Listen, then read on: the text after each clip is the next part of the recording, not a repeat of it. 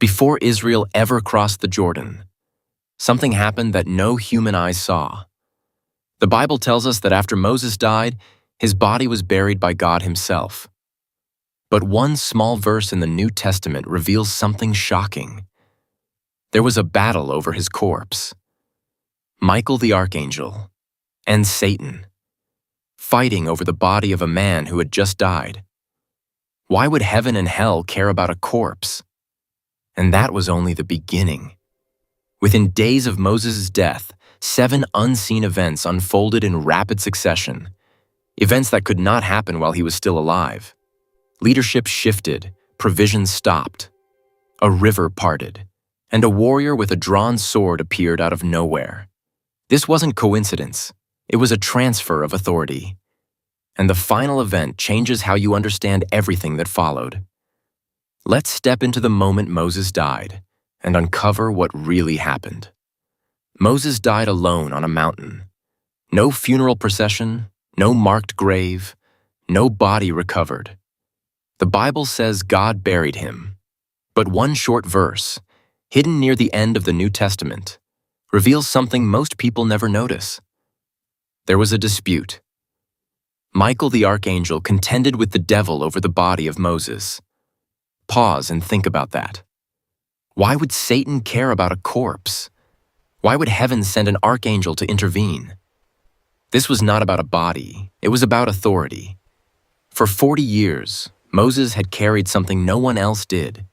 He represented the covenant, the law, the visible voice of God, and the moment he died, something shifted in the unseen realm. Because when leaders die, heaven does not panic. Heaven transfers authority, and that transfer begins with conflict. But the war over his body was only the first unseen event. What followed would change the structure of Israel forever. Moses was not just a leader, he was a system.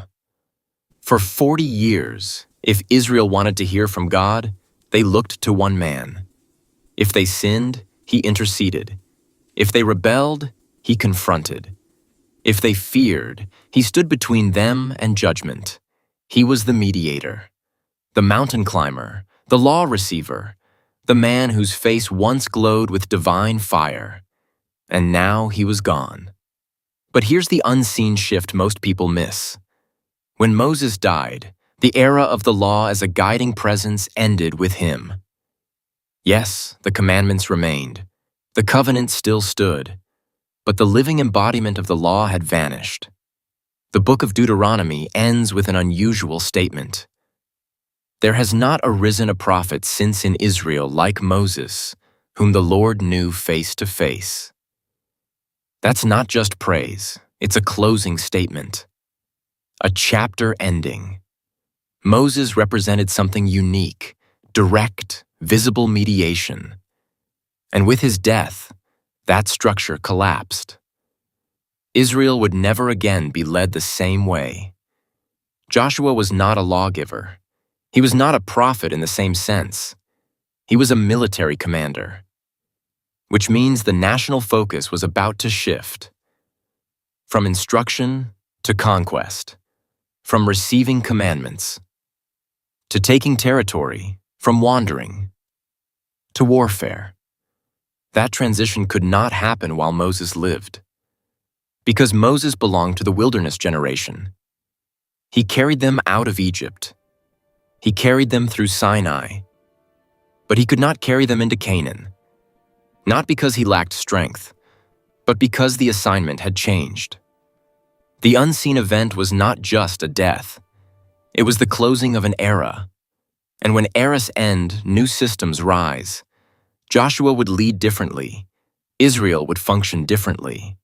And the next unseen shift would test whether the people were ready. For 40 years, there was always someone to step forward. When the people panicked at the Red Sea, Moses lifted his staff. When they sinned with the golden calf, Moses stood between them and destruction. When fire fell, when plagues struck, when serpents bit, there was always one man who walked into the presence of God on their behalf. Now imagine waking up the morning after his death. No staff, no glowing face, No tent of meeting with a visible mediator inside, just silence. 2 million people in the plains of Moab, and no one visibly standing between them and heaven. This was more than leadership transition. This was exposure. The people had relied on Moses as a spiritual shield. When they rebelled, he interceded. When God's anger burned, he pleaded. More than once, the nation survived because one man argued with God. But that man was gone. And here is the unseen shift. For the first time since Egypt, Israel would have to relate to God without Moses absorbing the pressure. That is terrifying, because dependency creates comfort, and comfort creates weakness. Moses had become the stabilizing force, the constant, the familiar. Joshua had been a servant in the background, a military aide.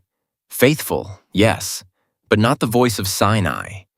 Now every eye turned toward him. Could he intercede like Moses? Could he command the same authority?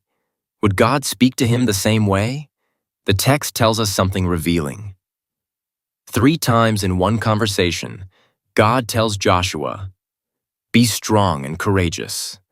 God does not repeat himself casually. Repetition signals fear. Joshua was not confident. He was carrying the weight of comparison. And comparison can crush a leader before the battle even begins. The unseen shift was psychological. Authority had transferred, but confidence had not. And heaven would have to move quickly, because what was coming next would not allow time for insecurity. Grief has a way of freezing people. For 30 days, Israel mourned. 30 days of sitting still. 30 days of uncertainty. 30 days of wondering what would happen next. But when the mourning ended, Joshua did something dangerous. He set a deadline. Prepare your provisions. In 3 days, you will cross the Jordan. 3 days. After 40 years of wandering, no council meeting, no gradual transition, no trial run, just a clock. This was the first visible proof that authority had truly transferred. Because leaders who hesitate lose momentum, and momentum, once lost, is almost impossible to regain. But here's the unseen shift beneath the surface. Joshua wasn't operating on logistics. He was operating on obedience. The Jordan River was at flood stage. It wasn't ankle-deep water. It was a violent, overflowing barrier. Crossing it with 2 million people, children, elderly, livestock, in 3 days was impossible. And yet Joshua didn't suggest, he commanded. The countdown did something powerful. It eliminated retreat. Once the clock started ticking, the people could no longer drift in grief. Every hour pushed them closer to the river. Every minute forced a decision. Forward or backward? This is how divine transitions often work. God doesn't wait until people feel ready. He creates movement before comfort returns. And notice something subtle. There is no recorded debate, no argument, no resistance. The people moved. Which means something had shifted in the camp. Fear had not disappeared. But direction had. And direction silences chaos. The unseen event was not just a deadline. It was the collapse of paralysis. Israel was no longer wandering. They were advancing. But before they could step into the water, Joshua made one quiet move that revealed something shocking about their enemies. And what the spies discovered would change everything. Before Israel ever stepped into the Jordan, Joshua sent 2 men ahead. Not an army, not a delegation, just 2 spies. It sounds small, but it was strategic. Because before you fight a battle, you measure the fear of your enemy. They entered Jericho quietly, a fortified city, thick walls, watchful guards. From the outside, Jericho looked untouchable, but appearances can deceive. The spies found refuge in the most unexpected place, the house of Rahab, and what she said revealed something no one in Israel knew. "We have heard what your God did at the Red Sea." That was 40 years earlier. 40 years. and the fear had not faded. "Our hearts melted," she said. "There was no courage left in any man." Think about that. Israel thought they were vulnerable, but Canaan thought they were unstoppable. The wilderness had felt like delay, but in the unseen realm, it had been reputation building. Stories of Egypt, stories of plagues, stories of water from rocks and bread from heaven. The nations had been watching, and they were terrified. This is the unseen shift. While Israel grieved the loss of Moses, their enemies were already convinced of defeat. Fear had crossed the Jordan before they did.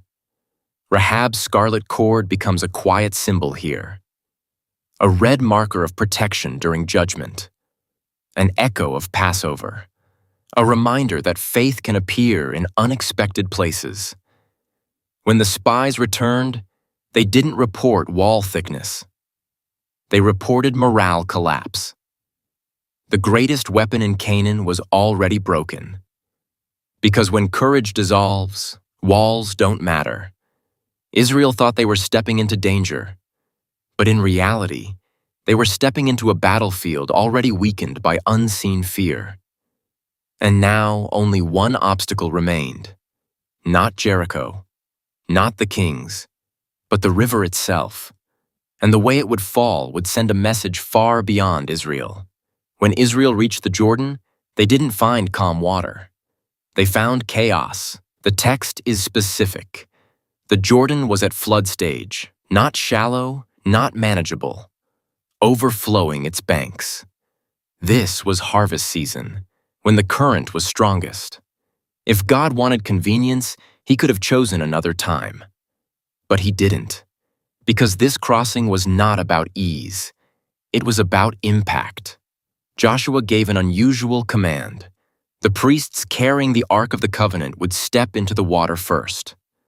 Not soldiers, not scouts, priests, carrying the most sacred object in Israel. Imagine the tension. 2 million people watching, the river roaring, the priests walking forward with no visible bridge. And then it happened. The moment their feet touched the edge of the water, the flow stopped. Not gradually. Instantly. The waters piled up at a city called Adam, miles upstream. The riverbed dried, and an entire nation crossed on solid ground. But here is the unseen layer. This miracle was not just for Israel. It was for Canaan. Joshua 5 tells us that when the kings heard what happened, their hearts melted. Again, the Jordan had been a natural defense, a barrier, a psychological comfort, and in one moment, it vanished. The message was clear. The God who split the Red Sea was still active. Moses was gone. But the power was not. This crossing erased doubt. It erased hesitation. And it confirmed something Joshua desperately needed to know. The same presence that walked with Moses was walking with him. But the river stopping was not the final sign. Because once they crossed over, something else happened that signaled an even deeper transition. And this next shift would affect how Israel survived from that day forward. The morning after they crossed into the land, something strange happened. For 40 years, Israel had woken up to the same sight. White flakes covering the ground. Manna, bread from heaven. It had fed an entire generation. Children were born collecting it. Grandparents died collecting it. It was more than food. It was proof that God was near. But Joshua 5 records a sentence so brief most people miss its weight. And the manna ceased the day after they ate of the produce of the land. Just like that. Gone. No farewell, no warning, no gradual decrease. One day it was there. The next day it wasn't. This is one of the most important unseen shifts in the entire story. Because manna was wilderness provision, and wilderness seasons require daily rescue. But conquest seasons require cultivation. God was changing how they survived. For 40 years, they depended on heaven to drop food from the sky. Now they would have to plant, harvest, and defend. The system of survival had ended, and systems are hard to let go of. Imagine walking outside that first morning, looking for the flakes, finding only dirt. Did some panic? Did some wonder if God had left? No explanation is recorded. But the timing is clear. The miracle stopped the moment they stepped into promise. Because the same provision that sustained you in one season can limit you in another. Manna created dependence. Canaan would require discipline. The unseen event was not loss. It was promotion. God was saying, "You are not wanderers anymore." But before Jericho fell, before walls shook, one final revelation occurred, and it would redefine who was truly in command of this war. Night had fallen. Israel was camped near Jericho. The walls stood tall, silent, unshaken. Joshua walked alone. The weight of leadership is different when the noise fades. Moses was gone. The river had split. Manna had stopped. Now conquest stood ahead. And then Joshua saw him. A man, standing opposite him, sword drawn, not lowered, not resting, drawn. Joshua did not retreat. He stepped forward and asked the question every leader must ask. Are you for us or for our enemies? The answer was unexpected. Neither. That word changes everything. Neither. But as commander of the army of the Lord, I have now come. Not an angel, not a messenger, a commander. Joshua immediately fell face down, because he understood something terrifying and beautiful at the same time. This battle was never his. It was never Moses's. It was never Israel's. It belonged to heaven. The instructions that followed were strange. Take off your sandals. The ground is holy. The same words spoken to Moses at the burning bush. The same presence. The same authority. But now revealed to a new leader. The unseen event was this. God did not replace Moses with Joshua. He reminded Joshua who had always been in charge. Before Jericho's walls fell, before a single trumpet sounded, leadership was clarified. Heaven commands, earth follows, and this is the final shift after Moses' death. The mission did not depend on one man. It depended on the commander who never dies. Moses died alone on a mountain. No army beside him. No farewell speech recorded. No dramatic goodbye. Just silence. And yet, his death triggered more movement than his life ever did. A leader buried. A successor elevated. A river split. Fear spread across enemy nations. A miracle ended. A commander revealed. 7 unseen events, all triggered by one death. We often fear transition. We think when something ends, everything collapses. But Scripture quietly shows us something different. When Moses died, the mission accelerated. Because the mission was never built on Moses. And maybe that's the real mystery. God buries his servants, but he never buries his promises. Joshua didn't need to become Moses. He needed to step forward. The priests didn't need to understand the river. They needed to step into it. The people didn't need manna forever. They needed to grow. And maybe someone watching this is standing at their own Jordan. Something ended. A season closed. A leader left. A system stopped working. And it feels like loss. But what if it's promotion? What if heaven is not retreating, but repositioning? Because the commander still stands, sword drawn, not asking if he's on your side, but whether you're ready to move on his. Moses died, but the mission moved forward. The question is, will you?